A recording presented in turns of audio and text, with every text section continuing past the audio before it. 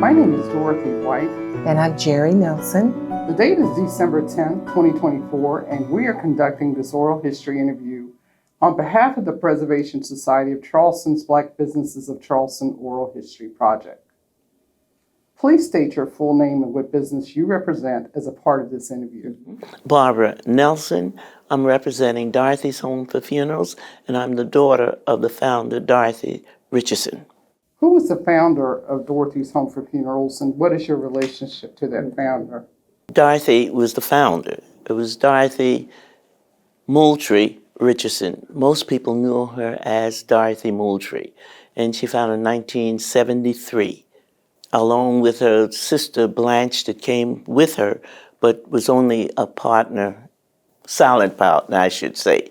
But Dorothy was the founder of the funeral home. Can you tell us more about your upbringing? I was born over the funeral home on Line Street, which was my grandfather's funeral home, on 109 Line Street.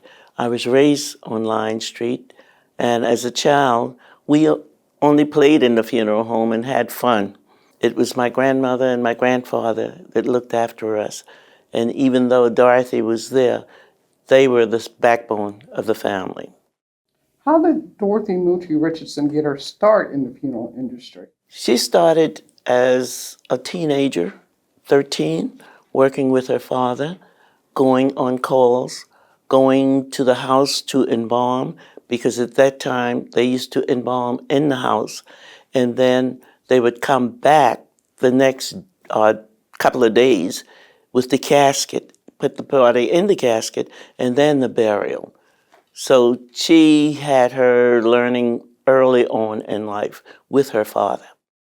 When and where was J.B. Moultrie Funeral Home founded, and how long was it in operation? Okay, J.B. Moultrie was founded in 1923 with Jacob Benjamin Moultrie and Leela Hertz Moultrie, his wife.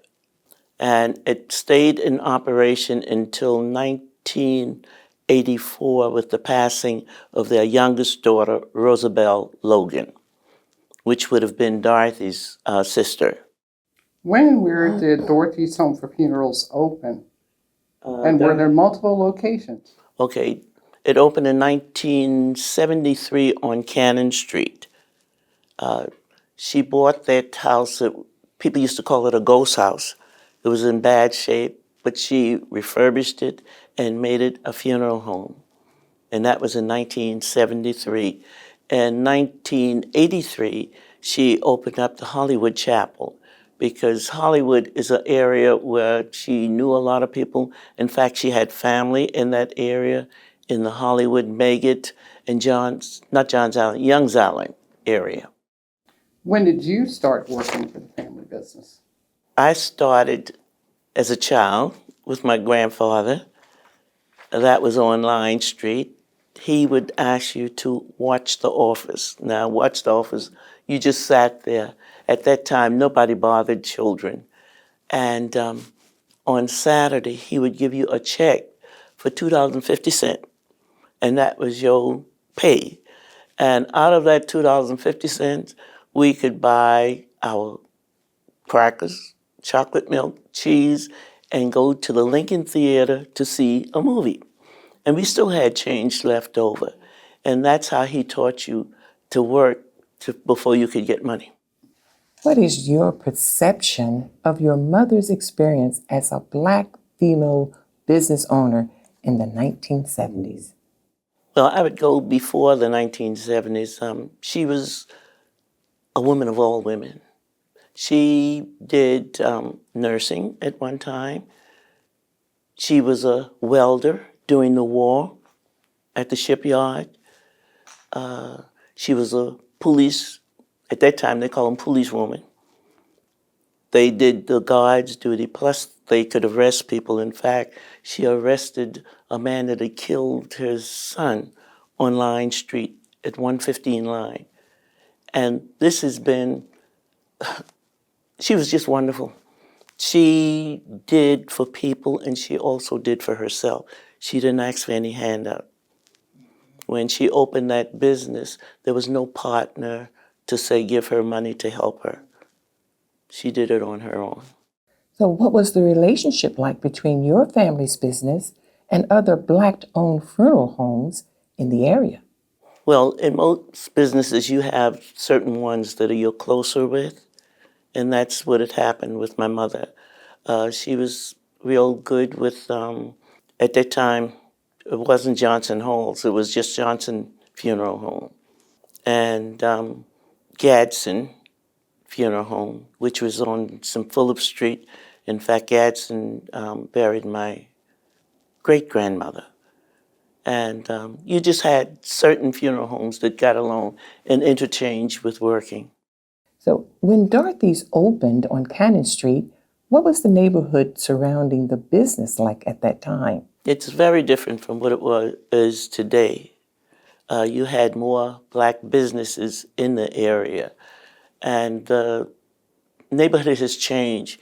Some say it's for the better. I don't think it is for everyone. In fact, there were about 4 Black businesses on Cannon Street when we moved in there.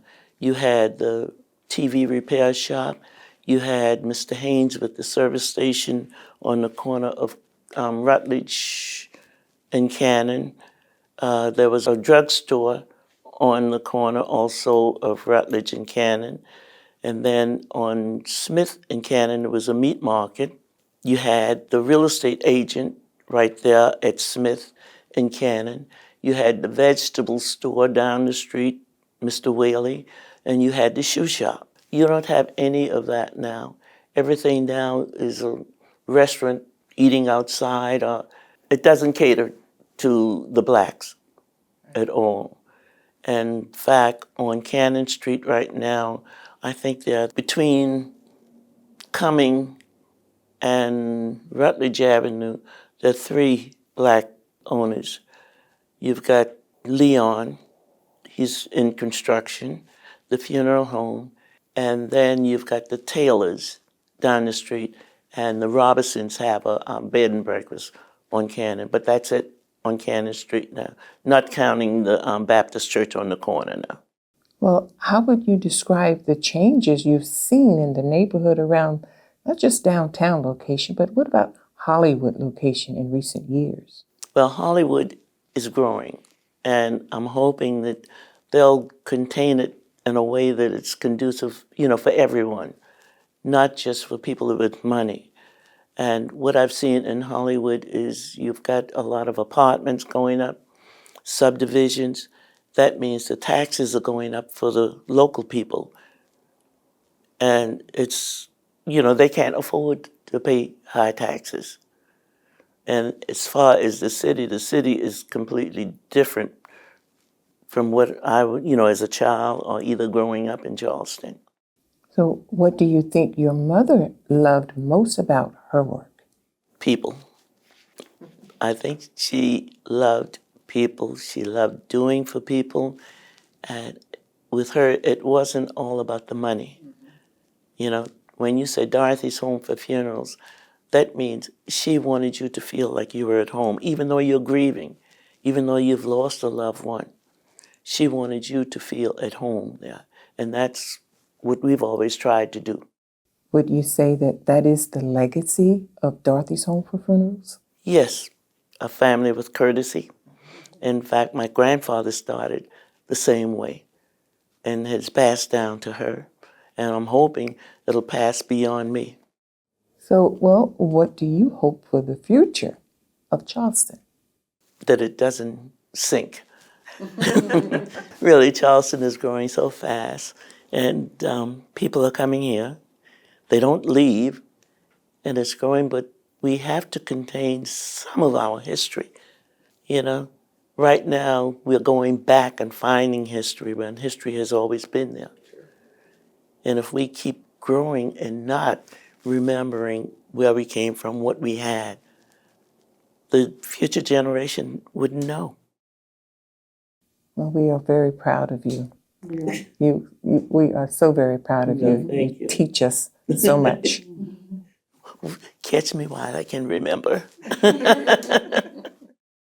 How would you describe the the people that you served through the years, the families that would come and need funeral service?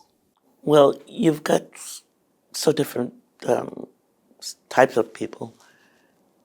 Some just want to come in and do a funeral and that's it. Others want the memory to be there.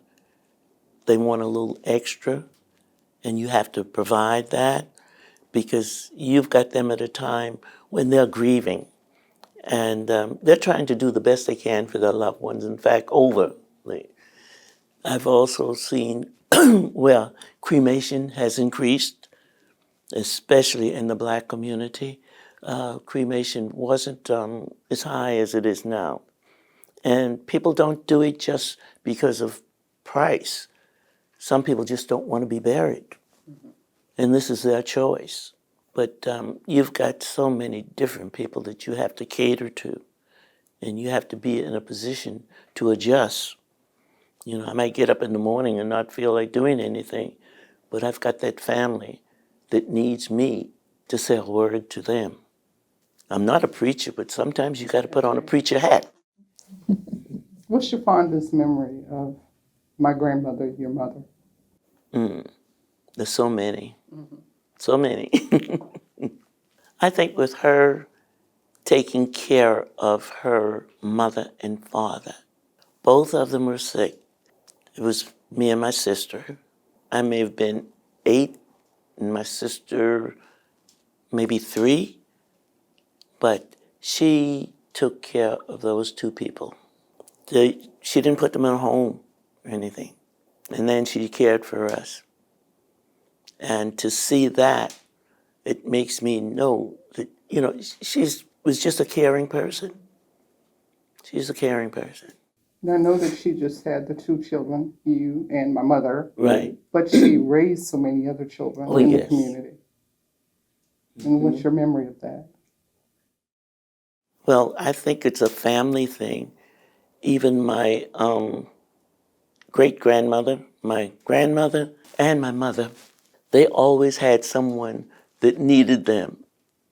With my great-grandmother, I don't even know her, but I've heard of her. She had a young man that was handicapped that stayed around and helped her at the boarding house.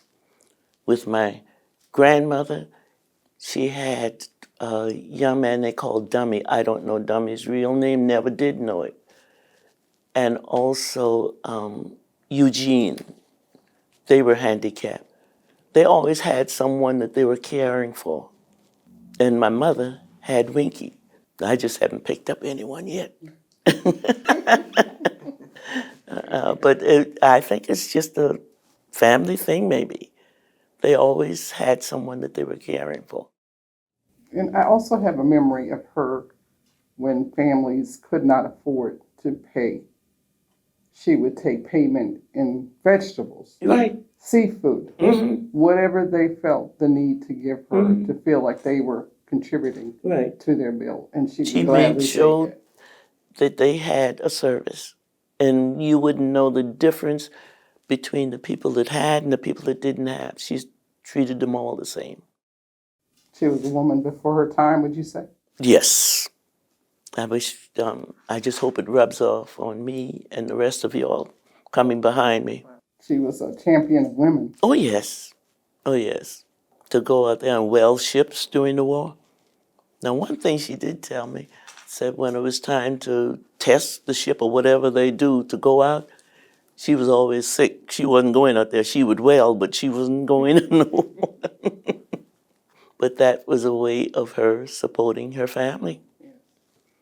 One thing she told me that when she got her paycheck, at that time it came in an envelope, she would give the envelope to her mother to do what she wanted to do and then give her something.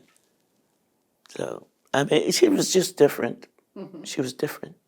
I do have a memory of her in the hospital strike, the Baker Hospital strike, because we marched with her. And we were too young to know why we were marching, but we knew it was important because grandmother said it was important. She ruled. Yes. She ruled. It's too bad y'all couldn't have met her. Oh, yeah. She give you a hard road to go now. She was no nonsense, but had the biggest heart. The biggest heart, but she was no nonsense. So my husband will say to me sometimes that Dorothy Mooch was coming out.